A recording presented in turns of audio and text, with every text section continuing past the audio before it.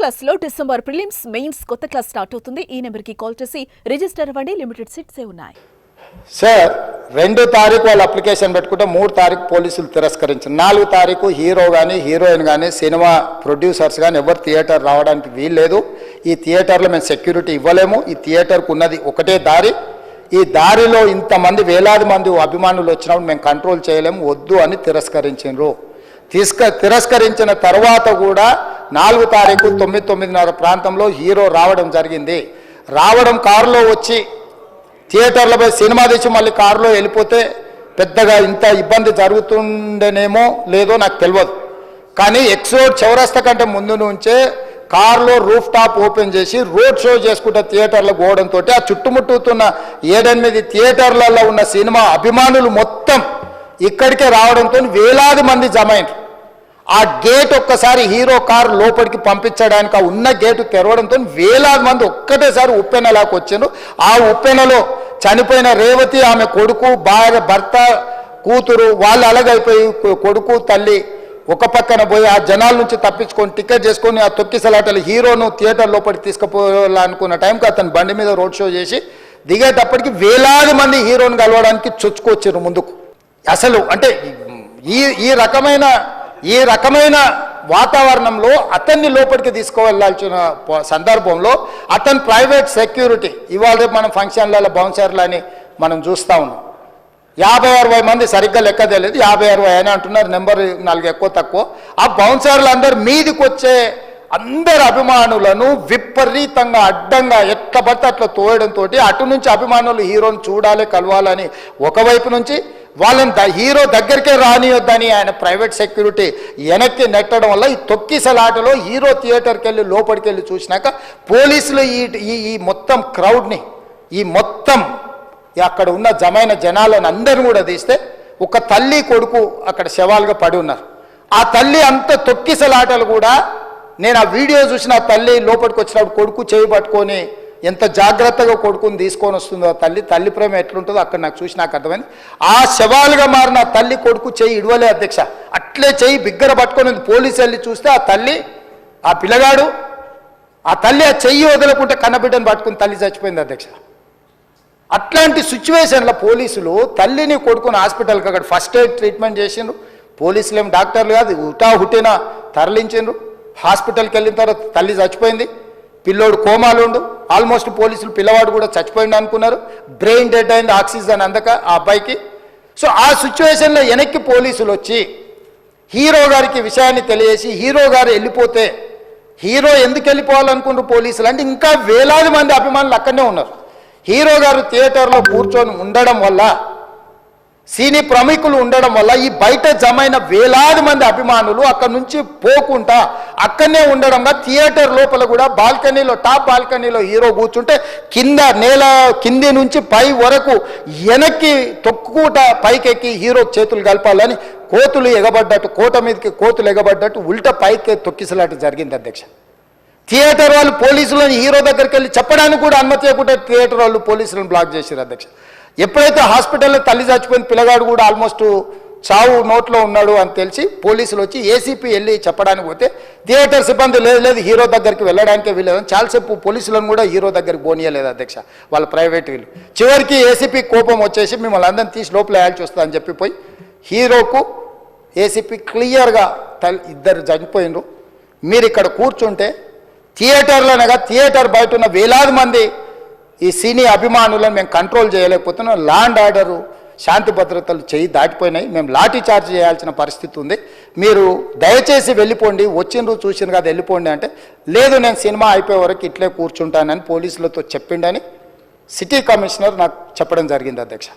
అదేవిధంగా ఇంకా కంట్రోల్ కాకపోవడంతో అప్పుడు డీసీపీ పై అధికార రంగంలో దిగి వాళ్ళ అందరినీ లోపల వాళ్ళు ఎంబడున్న అడ్డుకుంటున్న వాళ్ళను పోలీసులతో జరిపించి చక్కగా డీసీపీ పోయి హీరో గారికి బయట చనిపోయినరు, పరిస్థితి చాలా గందరగోళంగా ఉన్నది, మీరు ఇక్కడ నుంచి కదలాల్సిందే లేకపోతే మిమ్మల్ని పోలీస్ స్టేషన్కు తీసుకెళ్లాల్సిన పరిస్థితి వస్తుంది, మీరు ఇక్కడ నుంచి కదలాల్సిందే అని బలవంతంగా అతన్ని సినిమా మధ్యలో 12 గంటల సమయంలో రాత్రి 12 గంటల సమయం అట్టిట్టుగా ఆ సమయంలో అతను తీసుకొచ్చి బండెక్కిస్తే మళ్ళీ అతను రూఫ్ టాప్ ఓపెన్ చేసి మళ్ళీ చేతులు ఊపుకుంటూ రోడ్ షో చేసుకుంటూ అంటే తల్లి చనిపోయి పిల్లగాడు చావు బతుకుల మధ్యలో ఉన్నాడు, మీరు వెళ్ళండి అని వెనక్కి పంపిస్తే కూడా మళ్ళీ కారులో రూఫ్ టాప్ ఓపెన్ చేసి చేతులు ఊపుకుంటా అభిమానులను సంతోషపెట్టుకుంటా రోడ్ షో చేసుకుంటా అతను వెళ్ళిపోయింది అధ్యక్ష.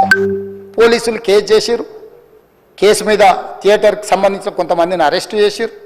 అరెస్టు చేసి 10-11 రోజుల తర్వాత పోలీసు హీరో గారింటికి వెళ్ళిండ్రు.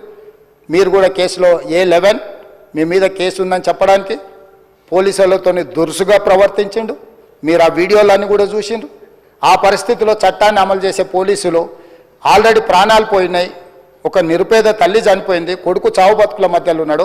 ఆ రోజు కోర్టుల కేసులు కూడా వస్తున్నాయి. కోర్టుకు కూడా మీరు విచారణలు ఏం చేసిండ్రని కోర్టుకు కూడా పోలీసులు జవాబు చెప్పాల్సిన పరిస్థితి ఉండే అధ్యక్ష.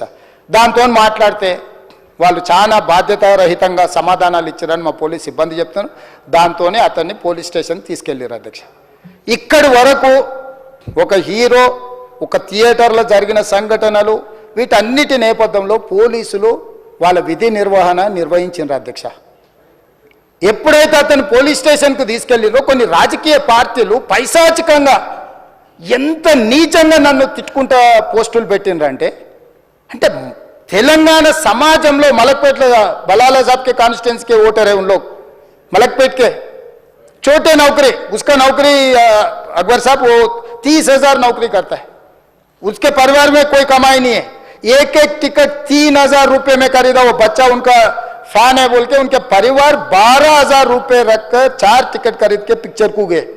30,000 महीने को कमाने वाले నెలకు 30,000 జీతంతో పనిచేసి ఒక ప్రైవేటు చిన్న దాంట్లో ఉద్యోగం చేసుకునే తండ్రి తన కొడుకు ఆయన అభిమానాన్ని కుటుంబము 12,000 రూపాయలు 3,000కు ఒక టికెట్ 12,000 రూపాయలు పెట్టి సినిమా థియేటర్కి వెళ్తే థియేటర్లో చనిపోయిన 11వ రోజు వరకు వీళ్ళు ఎవరు హీరో కానీ ప్రొడ్యూసర్ కానీ ఎవరు కానీ ఆ కుటుంబాన్ని చనిపోయిన కుటుంబాన్ని కానీ హాస్పిటల్లో చావు బతుకుల మధ్యలో ఉన్న పిల్లవాడిని పరామర్శించడానికి కూడా పోలేదు అధ్యక్ష. ఇది ఏ రకమైన మానవత్వం అధ్యక్ష? నాకు అర్థం కాలే. ఇలాంటి మానవత్వం లేకుండా వ్యవహరించిన వాళ్ళను పోలీసులు విధి నిర్వహణలో భాగంగా పోలీస్ స్టేషన్కు తీసుకెళ్తే ఒక ఆయన ట్విట్టర్లో పెడతాడు అడ్డగోలుగా 10 ఏళ్ళు మంత్రి చేసి ఉద్యమాలు చేసినామని చెప్పుకునేటోళ్ళు, ఉద్యమాల సమయంలో సినిమా షూటింగ్లో జరగొద్దని దాడులు చేసిన వ్యక్తులు ఇవాళ అతను భగవత్ స్వరూపుడు, అసలు అతన్ని పోలీసులు ముట్టుకుంటారా? అసలు ఈ రాష్ట్రం ఏమైపోతుంది? రాష్ట్రం ఉంటుందా? ఈ రకంగా రాజకీయ పార్టీలు అధ్యక్ష, రాజకీయ పార్టీలు ప్రజాప్రతినిధులుగా చనిపోయిన ప్రాణాల విలువ లేకుండా చావుకు కారణమైన ప్రత్యక్షంగా పరోక్షంగా అయిన వాళ్ళని పోలీస్ స్టేషన్కు విచారించడానికి పిలిస్తే కూడా అది కూడా తప్పుపట్టి ప్రభుత్వాన్ని బద్నాం చేయాలి, ముఖ్యమంత్రిని తిట్టాలని ఎంత నీచమైన భాష వాడింది అధ్యక్ష. యూట్యూబ్లలో మీరు చూడండి. నాకేముంటుంది అధ్యక్ష? ఏంది ఆ సినిమాకు స్పెషల్ రిలాక్సేషన్స్ ఇచ్చి ఇవాళ సినిమా ఏదైతే వ్యాపారం చేసిందో సినీ పరిశ్రమను ప్రోత్సహించాలని మొదటి వారం అత్యధికంగా సినిమా ధరలతో టికెట్లు అమ్ముకోవడానికి, స్పెషల్ షోలు వేసుకోవడానికి, బెనిఫిట్ షోలు వేసుకోవడానికి ప్రత్యేకమైన అనుమతులు ఇచ్చింది నా ప్రభుత్వమే కదా, మా ప్రభుత్వమే అధ్యక్ష. సినీ పరిశ్రమను ప్రోత్సహించాలనే మా విధానం.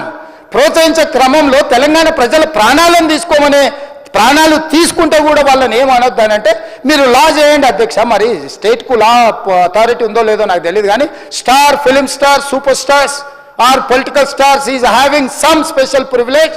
If they murdered anyone also we need not to prosecute or otherwise we need not to book any case against these personalities అని మనం మీరు చట్టం చేస్తా అంటే సినీ ప్రముఖులకు కానీ రాజకీయ ప్రముఖులకు కానీ స్టార్లని ఫీల్ అయ్యే వాళ్ళ పట్ల ప్రత్యేకమైన చట్టం ఉంటుంది, వాళ్ళ మీద కేసులు పెట్టొద్దని మీరు ఏమైనా చట్టం చేస్తే ఆ చట్టం అమలు చేస్తాం అధ్యక్ష. ఈ రోజున్న డాక్టర్ బాబాసాహెబ్ అంబేద్కర్ ఇచ్చిన చట్టం ప్రకారము దీనికి కారణమైన వాళ్ళను ప్రత్యక్షంగా పరోక్షంగా కారణమైన వాళ్ళందరి మీద కేసులు కట్టి పోలీసులు విచారణ చేయాల్సిందే, బాధితులను శిక్షించాల్సిందే అధ్యక్ష. సో ఈరోజు ఆ కుటుంబాన్ని ఆదుకోవడానికి ఈరోజు కూడా ఆర్థికపరమైన విషయాల్లో కానీ దీంట్లో కానీ వాళ్ళు ఎవరు పెద్దగా ఆసక్తి, కనీసం సినిమా వాళ్ళు ఒక్కరోజు అతను పొయ్యి వస్తే సినీ ప్రముఖులందరూ అతని ఇంటికి వెళ్ళి అతనికి మొత్తం ఏదో కాళ్ళు చేతులు యాక్సిడెంట్లో పోయినట్టు కన్నీళ్లు గారుస్తారు. ఈ సినీ ప్రముఖులు ఒక్కరైనా హాస్పిటల్ పోయినరా అధ్యక్ష? నేను సూటిగా తమ ద్వారా సినీ ప్రముఖులను నేను అడుగుతున్నా అధ్యక్ష.